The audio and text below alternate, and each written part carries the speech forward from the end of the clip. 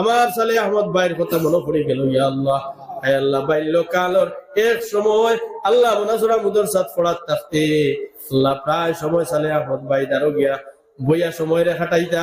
আল্লাহ অনেক রাত আমরার বিছনার মাঝে পর্যন্ত রইছেন, ঘুমাইছেন। বলল আল্লাহ আলিমুল আমার লোকে বড় সম্পর্ক আসলো, মহব্বত করতা। আল্লাহ বাড়ির থেকে চা বানাই নিয়া সকালে আমরা খাওয়াইতে। আল্লাহ,